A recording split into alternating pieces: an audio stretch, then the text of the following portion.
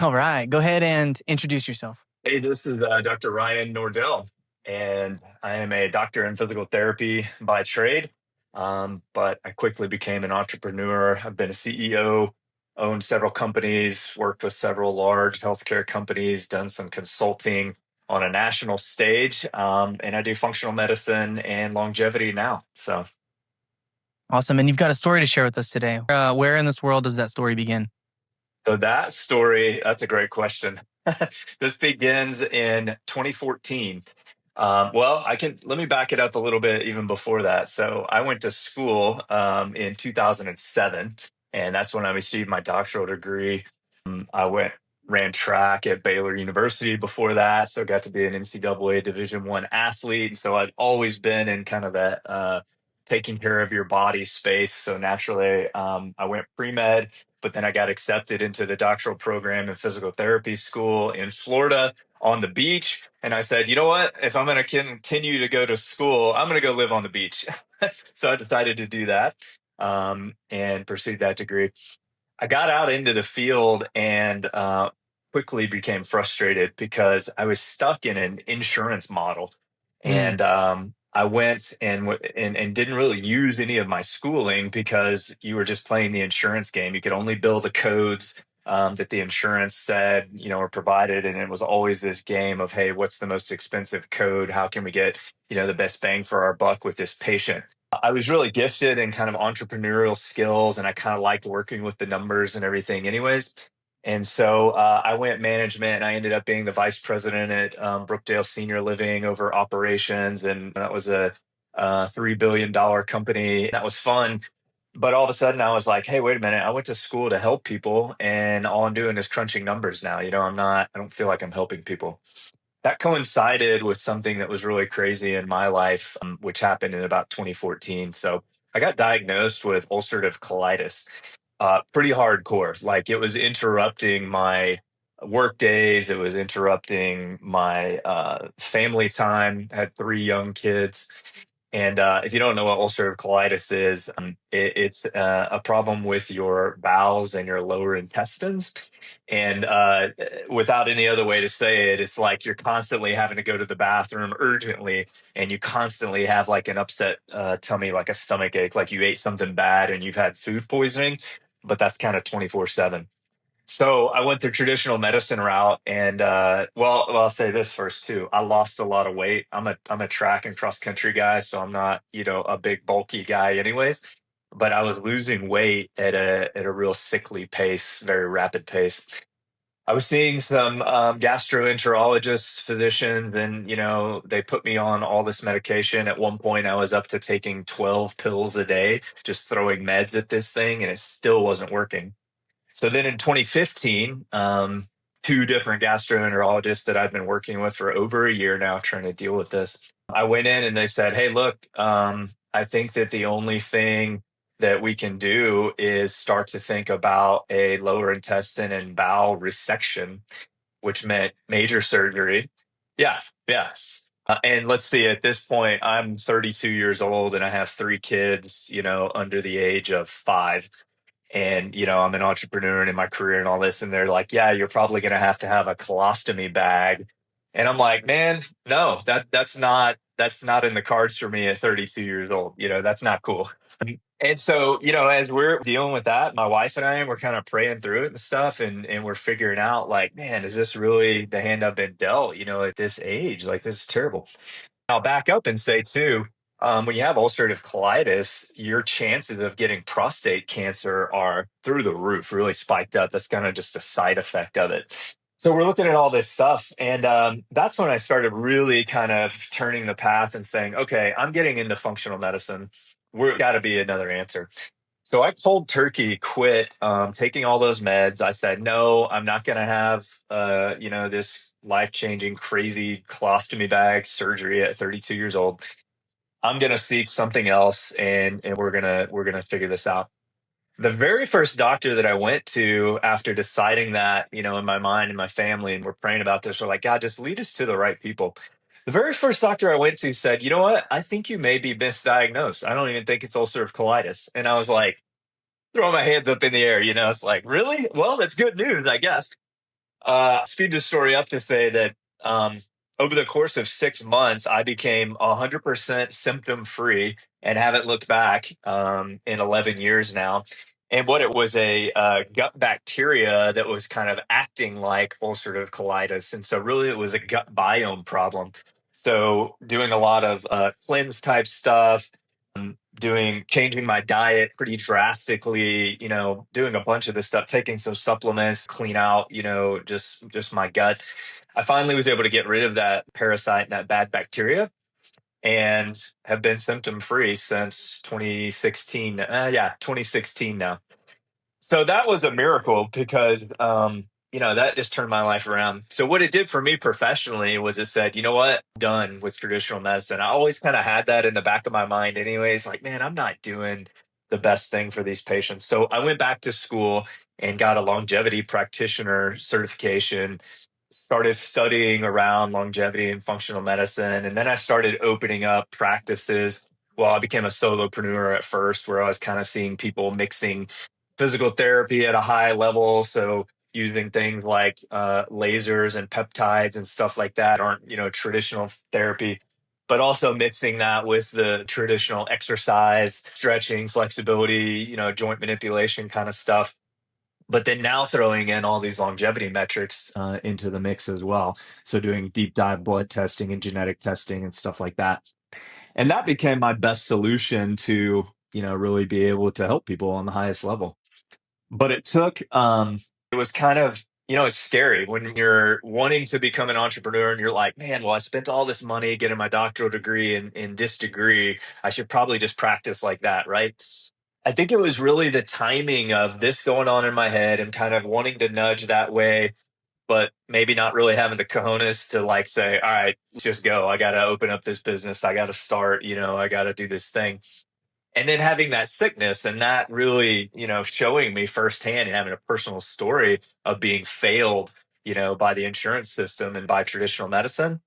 It was just the perfect timing and combination of those two that put me on the path to where I am now. So, Mm. yeah.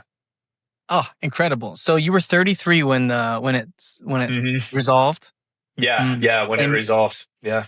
same age as our guy Jesus, right? Like when it Hey, all there. went down, Yeah. right? Yeah. Pivotal age. So I'm 32.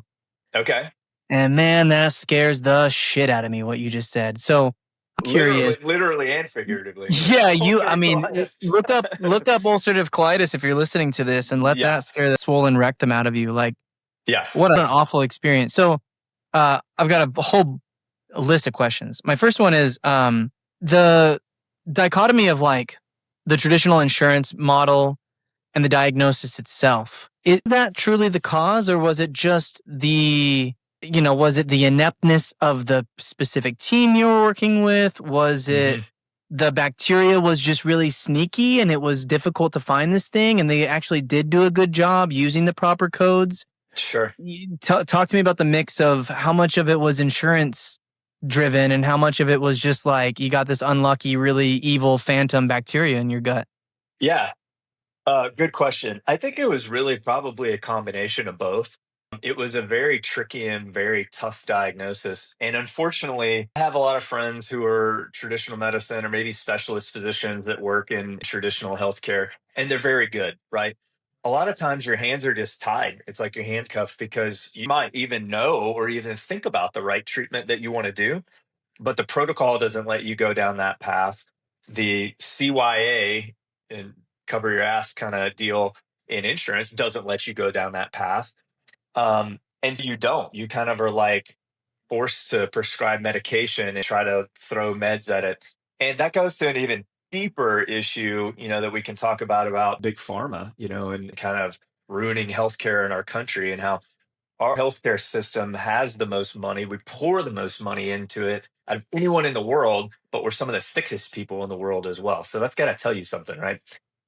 And so to answer that question, I think it's a combination of both. I wouldn't say that the physicians that I was working with were inept, but they just didn't know. Everybody that we work with now, I know the things that I know now because I went back to school and studied these things that were outside of my initial kind of scope of practice. Traditional medicine doctors, unfortunately, when you go to a medical school, you only get like one course or something under nutrition. You go to school for so long and you learn just a tiny snippet about nutrition. And nutrition is one of the biggest things for underlying disease and oxidative stress and inflammation in our body and all that kind of stuff. So, For everybody who's not a physician who can navigate these waters really clearly, which is most of the folks listening, especially entrepreneurs, man, like a lot of them are paying for stuff out of pocket. A lot of yeah, them are like they've got like Medicaid, they're living as much off the government as they can while they build their business. yeah. And so for all of us lay people out there, let's say that we're having something terrible like this happening to us, hmm right? hmm What's the playbook Yeah, to A to B, right? Without being Dr. Nordell, right? How do I get from sick as a dog, getting my ass whooped by traditional medicine to, healthy, asymptomatic, optimized gut?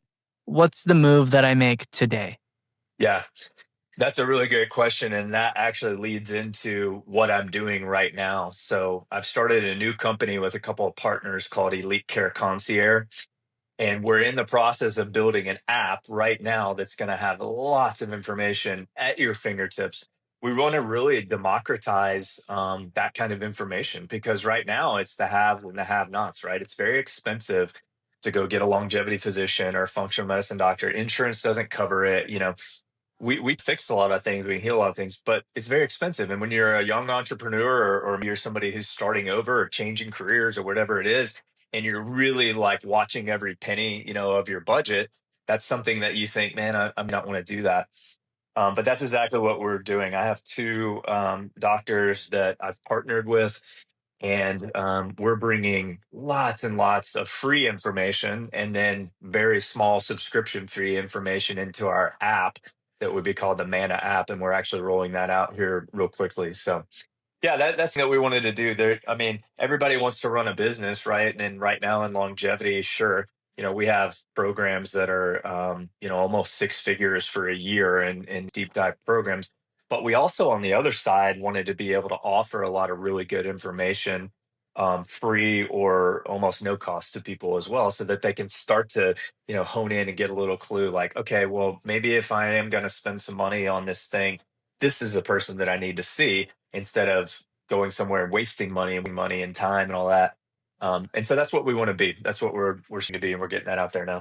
I'm curious at a macro level, right? I'm a big like neo-capitalist. I think that there's hmm probably there's dramatic shift in the way that we look at money that needs to hmm happen in order for like true change to happen on a global scale. It's like we got organizations like BlackRock out there that have trillions and trillions of dollars. When you compare them to the single grain of rice that every American household has, it's like, man, there's something got to change. So I'm Sure. curious on a macro level, right, to change healthcare. And I've been bugging doctors about this question for the last 6 months. And so indulge me on this one. What's the playbook to get from A to B, you know, in medicine? It hmm appears profit, right? Pay like the fee for service is a detriment to hmm society. hmm And so, you know, if you were in charge of getting us from where we're at to the utopian ideal of where everybody knows that we can be, where the resources are allocated properly and people are treated by the root cause and by nutrition, what are some of the critical things that you would implement to get us from A to B?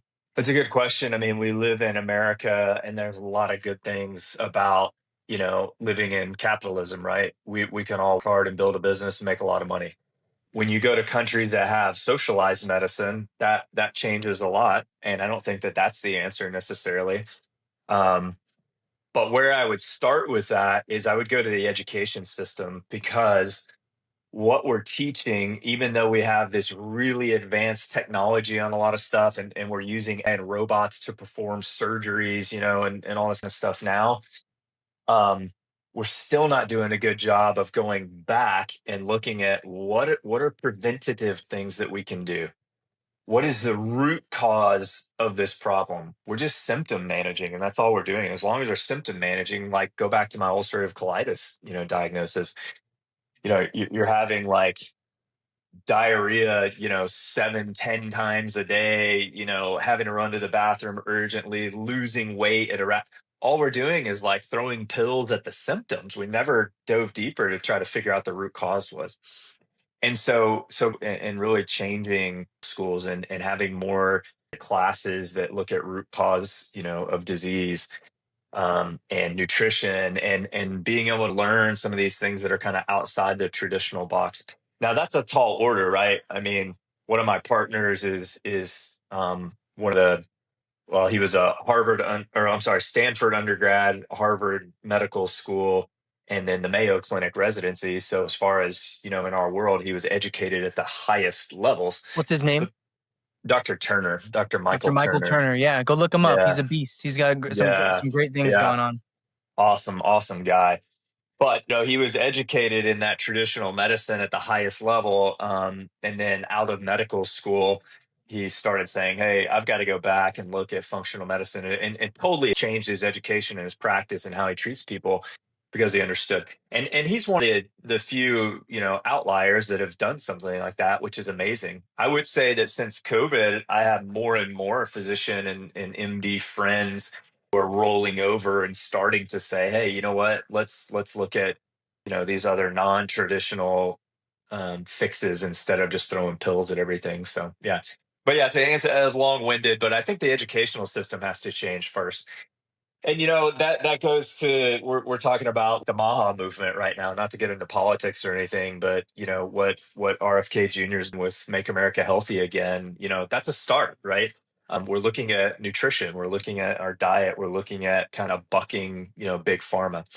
Now that's probably the biggest financial beast in our country potentially. I don't know how many billions of dollars go into big pharma, and there's actually a couple of movies and documentaries that are out around that stuff that just talks about the cycle of we're getting poisoned by pesticides that go on our foods, and then big pharma has the answer, through medication to fix those problems.